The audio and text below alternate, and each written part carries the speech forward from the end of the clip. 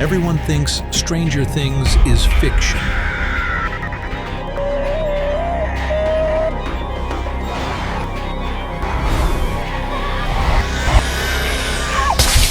They are wrong. Before Hawkins, Demogorgons, and 11, there was Montauk. A real government base on the edge of New York.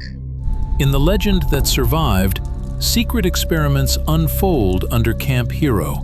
Psychic children wired into machines, time fractures, manifestations leaking into reality. This is the story that inspired Stranger Things. This is what happened underground, at least according to the account that was never meant to surface. On the far end of Long Island, Camp Hero sits behind fences and motion sensors, concrete bunkers, a radar tower frozen in time. Locals say the real base wasn't above ground, but beneath it. Every surviving description points to the same thing: long corridors, sealed metal doors, humming generators, and a research wing that didn't officially exist. Inside that wing, the story begins. According to the sequence preserved in the Montauk Files, a group of children was selected for one purpose: to weaponize the human mind. Some were tested for telepathy, some for remote viewing, some for something far darker, a phenomenon the documents call mind projection.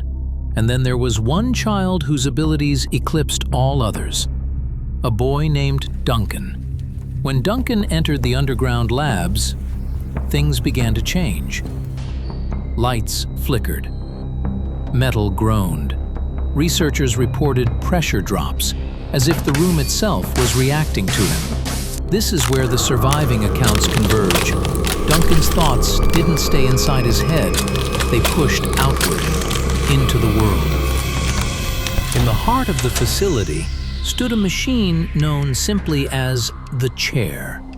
Wires, electrodes, amplifiers built from classified military tech. If the story is taken at face value, this is exactly what happened next. Duncan sits in the chair. His heartbeat syncs with the machine. His consciousness expands. And suddenly, the boundary between imagination and reality begins to tear. Researchers describe shapes forming in the air, objects appearing, moments stretching, time folding. Some reports claim the boy pictured a creature from his nightmares, and something answered. A presence, a shape, a manifestation event. The project spirals. Experiments destabilize. Rooms lock down. And the base edges toward catastrophe. The final surviving sequence is the most disturbing. Duncan is in the chair, the machine hums, monitors overload, and then he whispers just one sentence. It has to end. Moments later, a wave surges through the base. Equipment fails, lights explode, metal buckles. According to the narrative attributed to the insiders, a tear opens, a temporal rupture, a breach. Something steps through, not a creature, something worse, a shadow made of thought, a nightmare made physical, a presence connected to Duncan's mind. This is the moment the project collapses, and then silence. Shortly after the incident, the entire facility shuts down. Rooms are sealed, files disappear, personnel are reassigned. Whole sections of the base are buried under concrete. Officially, Camp Hero is just a park. Unofficially, the fences, cameras, and patrols tell a different story. Years later, two brothers pitch a TV show. A girl with psychic powers, a secret government experiment, a creature born from fear. Their original title? Montauk. Netflix keeps the plot, moves the map, changes the names, but the skeleton stays the same. So what was Montauk?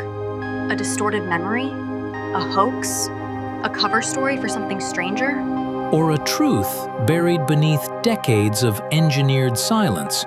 No one knows. But the base still stands, the fences still rise, and the tunnels beneath Camp Hero remain sealed. What that means is something you'll have to decide for yourself. But the last line of the surviving account is chilling. Stranger Things is closer to a documentary than you think.